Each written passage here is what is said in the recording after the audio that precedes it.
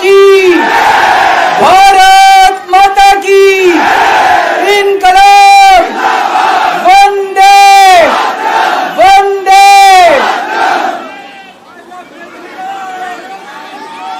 आप सब लोगों का तहे दिल से बहुत बहुत शुक्रिया। इतनी तपती धूप के अंदर इतनी देर से इतनी बड़ी संख्या में आप लोग मेरा इंतजार कर रहे हैं। मैं आपका तहे दिल से बहुत बहुत शुक्रिया अदा करना चाहता हूं। जितने लोग इस वक्त टीवी में देख रहे हैं उन सब दर्शकों का भी मैं तहे दिल से शुक्रिया अदा करना चाहता हूं। सबको मेरा नमस्कार, सबको मेरा प्रणाम। दोस्तों, सीधा जेल से मैं आप लोगों के बीच में आ रहा हूं। आपके बीच में आके बहुत अच्छा लग रहा है। 50 दिन के बाद अभी अभी मैं, मेरी पत्नी, भगवंत मान साहब, हम लोग कनॉट प्लेस में हनुमान मंदिर में गए थे। हनुमान जी का आशीर्वाद लिया, उनके दर्शन किए। फिर शिव जी के मंदिर गए, शनि जी महाराज के पास गए, उनका सबका आशीर्वाद लिया। बजरंग बली की खूब कृपा है हमारे ऊपर, हमारी पार्टी के ऊपर, देशवासियों के ऊपर।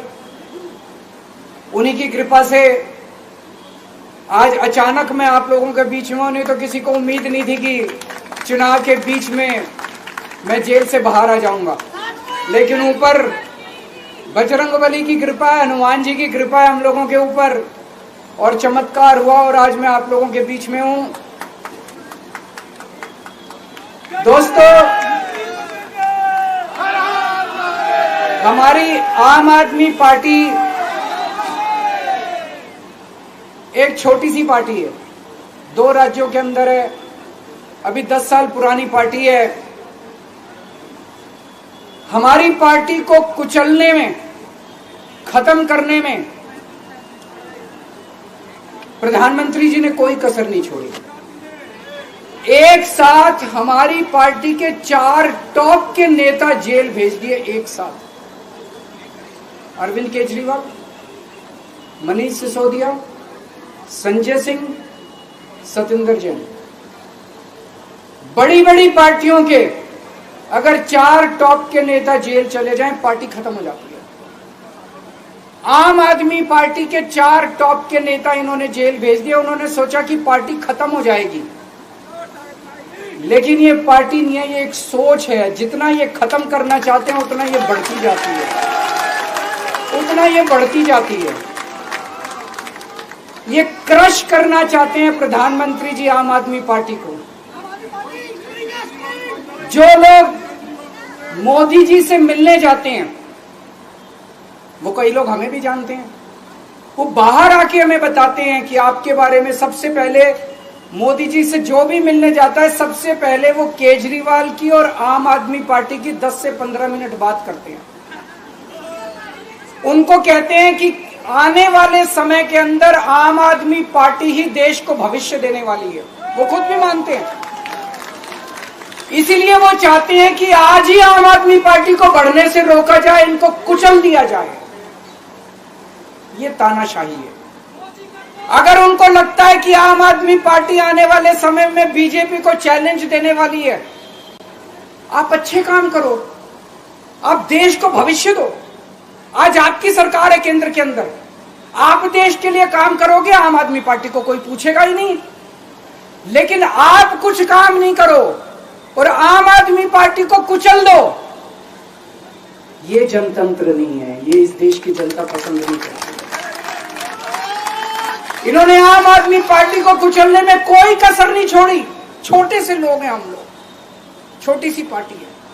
75 साल के अंदर इस कदर किसी पार्टी को और उसके नेताओं को प्रताड़ित नहीं किया गया जिस तरह से प्रधानमंत्री मोदी जी ने आम आदमी पार्टी को प्रताड़ित करने की कोशिश की है। मेरे को इन्होंने जेल भेज दिया। प्रधानमंत्री जी कह रहे हैं मैं भ्रष्टाचार से लड़ रहा हूं। देश के सबसे बड़े चोर, उचक्के और डकैतों को उन्होंने अपनी पार्टी में शामिल कर लिया। जिन लोगों को 10 दिन पहले मोदी जी कहते थे 70,000 करोड़ का इसने घोटाला कर दिया, थोड़े दिन के बाद उसी आदमी को अपनी पार्टी में शामिल करके किसी को डिप्टी सीएम बना देते हैं, किसी को मंत्री बना देते हैं और उनके सारे ईडी और सीबीआई के मामले खत्म कर देते हैं और कहते हैं मैं भ्रष्टाचार से लड़ रहा हूं। मैं मोदी जी को कहना चाहता हूं, भ्रष्टाचार से अगर लड़ाई लड़नी है तो केजरीवाल से सीखो। प्रधानमंत्री जी, भ्रष्टाचार के खिलाफ लड़ाई केजरीवाल ने लड़ी है। 2015 में जब दिल्ली में हमारी सरकार बनी थी, हमारे एक मंत्री का एक ऑडियो मेरे पास किसी ने व्हाट्सएप कर दिया। उस ऑडियो में मेरा मंत्री किसी दुकान वाले से 5 लाख रुपए मांग रहा था। किसी मीडिया वाले को नहीं पता था, विपक्ष को नहीं पता था, आप लोगों को याद होगा। मैंने अपने खुद मंत्री को सीबीआई के हवाले कर दिया, जेल भेज दिया था अपने मंत्री को। ये होती है भ्रष्टाचार के खिलाफ लड़ाई। पंजाब के अंदर मेरा एक मंत्री भ्रष्टाचार में, मेरे को पता चला कि वो पैसे मांग रहा है। वहां पे मान साहब ने उसको, किसी को भी, विपक्ष को नहीं पता था, मीडिया को नहीं पता था, हमने अपने मंत्री को उठा के जेल में भेज दिया। तुम देश के सारे चोर उचक्के डकैतों को अपनी पार्टी में शामिल कर लो और केजरीवाल को जेल भेज दो और कहो मैं भ्रष्टाचार के खिलाफ लड़ रहा हूं। तो आप भ्रष्टाचार के खिलाफ नहीं लड़ रहे प्रधानमंत्री जी, आप देशवासियों को बेवकूफ मत समझो। देश बच्चे बच्चे की जुबान के ऊपर हो रहा है कि सारे चोर चक्कों को अपनी पार्टी में शामिल करके और ईडी और सीबीआई के सारे केस उनके रफा दफा कर दे। केजरीवाल को क्यों गिरफ्तार किया? केजरीवाल को गिरफ्तार करके उन्होंने एक मैसेज दिया है सारे देश को कि अगर मैं केजरीवाल को गिरफ्तार कर सकता हूं तो किसी को भी गिरफ्तार कर सकता हूं। कोई केस नहीं होगा, कोई मामला नहीं होगा, तब भी मैं तुमको गिरफ्तार कर सकता हूं। एक बेहद खतरनाक मिशन चालू किया हुआ है प्रधानमंत्री जी ने, बहुत ही खतरनाक। देशवासियों को यह समझने की, अब जब मैं बोलने जा रहा हूं, समझने की जरूरत है। उस मिशन का नाम है वन नेशन वन लीडर। देश के सारे नेताओं को खत्म करना चाहते हैं मोदी जी और इसको 2 स्तर के ऊपर इस मिशन को चला रहे हैं। जितने विपक्ष के नेता हैं उनको जेल भेजेंगे और जितने बीजेपी के नेता हैं उनको सबको निपटा देंगे, उनकी राजनीति खत्म करते जाएंगे, उनको सबको निपटाते जाएंगे। विपक्ष के अंदर आज इन्होंने मनीष सिसोदिया को जेल भेज दिया, संजय सिंह को जेल भेज दिया, सत्येंद्र जैन को जेल भेज दिया, केजरीवाल को जेल भेज दिया, हेमंत सोरेन को जेल भेज दिया, ममता दीदी के कई मंत्रियों को जेल भेज दिया, स्टालिन के कई मंत्रियों को जेल भेज दिया, केरला के सीएम के पीछे पड़े हैं। अगर ये चुनाव जीत गए, मेरे से लिखवा लो एफिडेविट के ऊपर, थोड़े दिन के बाद ममता दीदी जेल में होंगी, तेजस्वी यादव जेल में होगा, स्टालिन साहब जेल के अंदर होंगे, पिनरई विजयन जेल के अंदर होंगे, उद्धव ठाकरे जेल के अंदर होंगे, जितने विपक्ष के नेता ये सारे जेल के अंदर होंगे। अगर ये चुनाव जीत गए, इन्होंने बीजेपी का एक नेता नहीं छोड़ा, आडवाणी जी की राजनीति खत्म कर दी इन्होंने, मुरली मनोहर जोशी की राजनीति खत्म कर दी, सुमित्रा महाजन की, शिवराज सिंह चौहान जिसने मध्य प्रदेश का चुनाव जीत के दिया इन लोगों ने, शिवराज सिंह चौहान ने उसको मुख्यमंत्री नहीं बनाया, उसकी राजनीति खत्म कर दी। वसुंधरा राजे की राजनीति खत्म कर दी इन्होंने, खट्टर साहब की राजनीति खत्म कर दी, डॉक्टर रमन सिंह की राजनीति खत्म कर दी। अब अगला किसका नंबर है? योगी आदित्यनाथ। अगर ये चुनाव जीत गए, मेरे से लिखवा लो, 2 महीने के अंदर उत्तर प्रदेश का मुख्यमंत्री बदल देंगे। योगी आदित्यनाथ की राजनीति खत्म करेंगे, उनको भी निपटा देंगे। यही तानाशाही है दोस्तों। वन नेशन वन लीडर ये चाहते हैं, एक ही तानाशाह इस देश के अंदर बचेगा, एक ही तानाशाह इस देश के अंदर बचेगा। हमारा देश बहुत महान है, 4000-5000 साल पुराना हमारा देश है। इसके पहले पिछले 4000 साल में कई मौके आए जब इस देश के ऊपर तानाशाहों ने कब्जा करने की कोशिश की, लेकिन हमारे देश के लोगों ने उन तानाशाहों का तख्ता उखाड़ के फेंक दिया। जब जब हमारे देश में ऐसा मौका आया कि तानाशाह ने हमारे देश के ऊपर कब्जा करने की कोशिश की, इस देश की जनता ने उसका तख्ता उखाड़ के फेंक दिया। आज एक तानाशाह इस देश से जनतंत्र खत्म करना चाहता है। आज एक तानाशाह इस देश से लोकशाही खत्म करना चाहता है। मैं पूरे तन मन धन से लड़ रहा हूं, संघर्ष कर रहा हूं उस तानाशाह के खिलाफ। 140 करोड़ लोगों का साथ चाहता हूं मैं। मेरे अकेले के करने से नहीं होगा। 140 आज मैं आप लोगों से भीख मांगने के लिए आया हूं। 140 करोड़ लोगों से 140 करोड़ लोगों से भीख मांगने के लिए आया हूं। मेरे देश को बचा लो, मेरे भारतवर्ष को बचा लो, मेरा भारत बहुत महान है। इस तानाशाही से बचा लो मेरे दोस्त, मेरे देश को।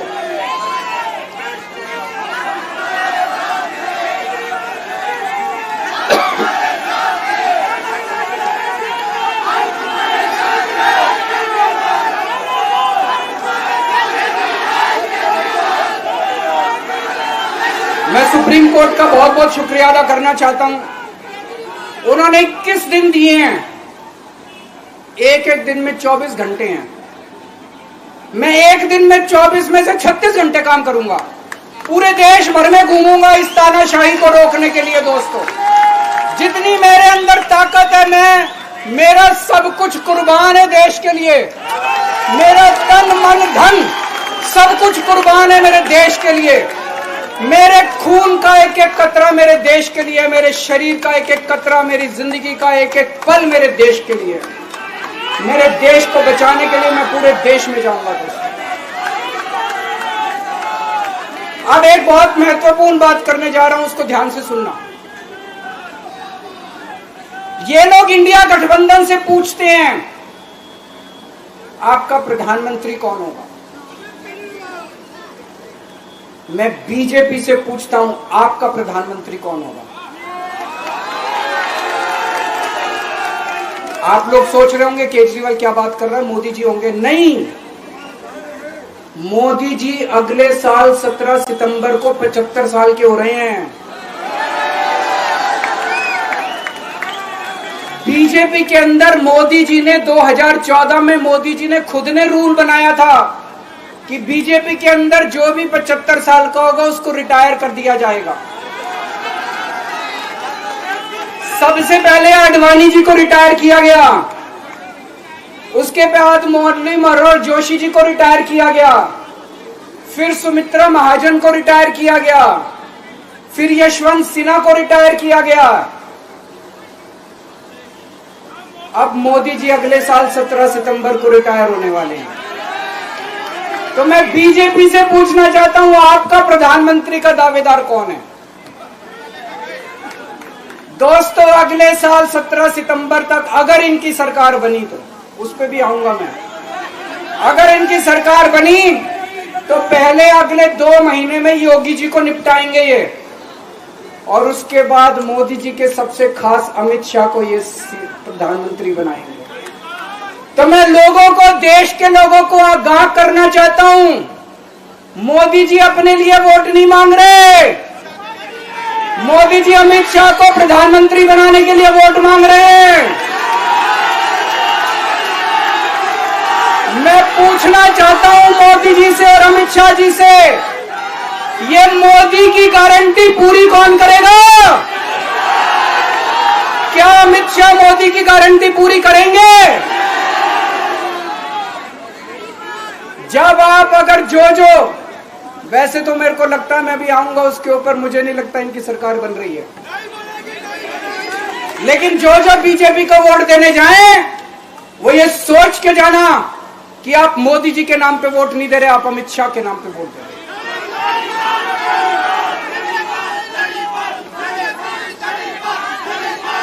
अब एक खुशखबरी आप लोगों के लिए, अब एक खुशखबरी है, सबको बता देना जो मैंने बातें कही है बड़ी सोच समझ के कही है। वहां बैठ के यही सोच रहा था 50 दिन से।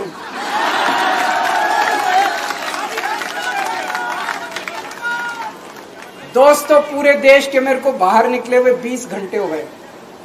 इन 20 घंटों के अंदर भी मैंने रात भर में जनता से बात कर रहा था, लोगों से फोन कर रहा था।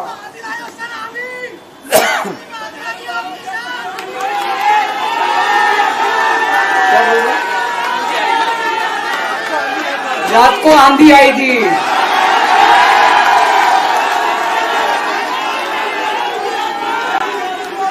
पिछले 20 घंटे में मैंने जो बातचीत करी है, कई बड़े बड़े एक्सपर्ट से बात की, चुनाव विश्लेषकों से बात की, सेफोलॉजिस्ट से बात की, जनता से बात की, फोन पे लोगों से।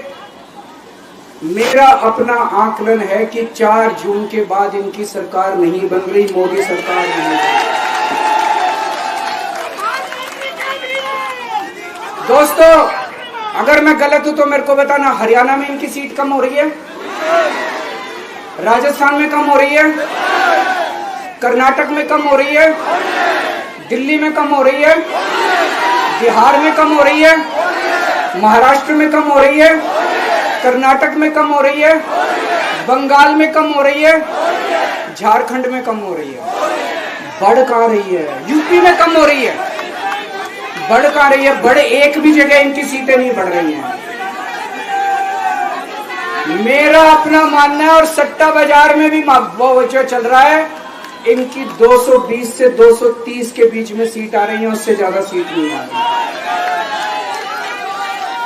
मोदी सरकार नहीं बन रही है, केंद्र में इंडिया गठबंधन की सरकार बन रही है। आम आदमी पार्टी उस सरकार का हिस्सा होगी। दिल्ली को पूर्ण राज्य दिलाएंगे। दिल्ली का एलजी लोगों का एलजी होगा, दिल्ली का एलजी दिल्ली वालों का एलजी होगा। गुजरात से आया हुआ अभी, दिल्ली के लोगों का एलजी होगा, दिल्ली के लोगों का विकास होगा। एक और पॉइंट है, जब मैं जेल के अंदर था तो कुछ लोगों ने यह मुद्दा उठाया, केजरीवाल सीएम पद से इस्तीफा क्यों नहीं देता। दोस्तों, केजरीवाल को कभी किसी पद का लालच नहीं हुआ। मैं अब मंत्री, मुख्यमंत्री, प्रधानमंत्री ये सब बनने नहीं आया। इनकम टैक्स में कमिश्नर की नौकरी करता था। कमिश्नर की नौकरी छोड़ के दिल्ली की झुग्गियों के अंदर 1 नहीं, 2 नहीं, 3 नहीं, 10 साल तक मैंने दिल्ली की झुग्गियों के अंदर काम किया है, सुंदर नगरी और नंद नगरी की झुग्गियों के अंदर, इनकम टैक्स कमिश्नर की नौकरी छोड़ के। जब मेरे को दिल्ली की जनता ने पहली बार सीएम बनाया, असूलों के ऊपर 49 दिन के अंदर सीएम पद से इस्तीफा दे दिया था। एक चपरासी की नौकरी कोई नहीं छोड़ता। सीएम बनने के लिए लोग अपना दायां हाथ कटाने के लिए तैयार होते हैं। मैंने खुद से अपने आप सीएम की कुर्सी को लात मार दी थी 49 दिन के अंदर। मेरे लिए सीएम पद इंपॉर्टेंट नहीं है। आज मैंने सीएम पद से इस्तीफा क्यों नहीं दिया जेल जाने के बाद? दोस्तों, पिछले 75 साल में भारतवर्ष में इतने राज्यों के चुनाव हुए, इतने राज्यों के चुनाव हुए, दिल्ली के अंदर सबसे ऐतिहासिक बहुमत से आम आदमी पार्टी जीती। 55-56% वोट, एक बार 67 सीट, एक बार 62 सीट। इतने भारी बहुमत से आज तक कोई राज्य की सरकार 75 साल में नहीं जीती। इतने भारी बहुमत से जीतने के बावजूद झूठा केस, अब उनको पता है वो हमें हरा नहीं सकते दिल्ली के अंदर। उन्हें पता अगले 20 साल तक दिल्ली में आम आदमी पार्टी को कोई नहीं हरा सकता। तो उन्होंने एक षड्यंत्र रचा, राजनीतिक षड्यंत्र रचा। केजरीवाल को झूठे केस में जेल भेज दो, केजरीवाल को इस्तीफा देना पड़ेगा, केजरीवाल की सरकार गिर जाएगी। उन्होंने ये षड्यंत्र रचा। मैंने कहा मैं भी इस्तीफा नहीं दूंगा। तुम अगर जनतंत्र को जेल में कैद करोगे तो जनतंत्र जेल से चला के दिखाएंगे। दोस्तों, सरकार भी जेल से चला के दिखाएंगे। कतई इस्तीफा, तुम्हारे ट्रैप में फंसने वाले नहीं हम। ये अगर हेमंत सोरेन साहब को भी इस्तीफा नहीं देना चाहिए था, जेल से सरकार चलानी चाहिए। अगर हमने इस्तीफा दे दिया, ये तो बड़ा अच्छा इनके लिए, जिस राज्य के अंदर ये चुनाव हारेंगे उसके मुख्यमंत्री को पकड़ के जेल में डाल दो, सरकार गिरा दो। उसके मुख्यमंत्री को पकड़ के जेल में डाल दो, सरकार। आज मैं अगर दिल्ली की जेल के अंदर रह के दिल्ली की जेल से इस्तीफा नहीं दे रहा, वो इस तानाशाही के खिलाफ संघर्ष कर रहा हूं, इसको समझ लेना। केजरीवाल को किसी पद का लालच नहीं है। सीएम तो 100 सीएम की कुर्सी देश के नाम कुर्बान है। मुझे पता चला मेरे जेल जाने से बहुत लोग भावुक हुए, खासकर मेरी माँ, बहनें, महिलाएं बहुत रोई, कईयों ने बहुत मन्नतें मांगी। मैं सबका बहुत बहुत शुक्रिया अदा करना चाहता हूं जिन लोगों ने अपनी दुआएं, करोड़ों लोगों ने अपनी दुआएं भेजी हैं। पूरी दुनिया भर से करोड़ों लोगों ने दुआएं भेजी। उन्हीं के आशीर्वाद का कमाल है कि आज मैं आप लोगों के बीच में हूं। आप लोग सब लोग सुखी रहें, देश खूब तरक्की करे, फले फूले, आप सब लोग खूब खुश रहें, ऐसी मेरी प्रभु से इच्छा है। भारत माता की।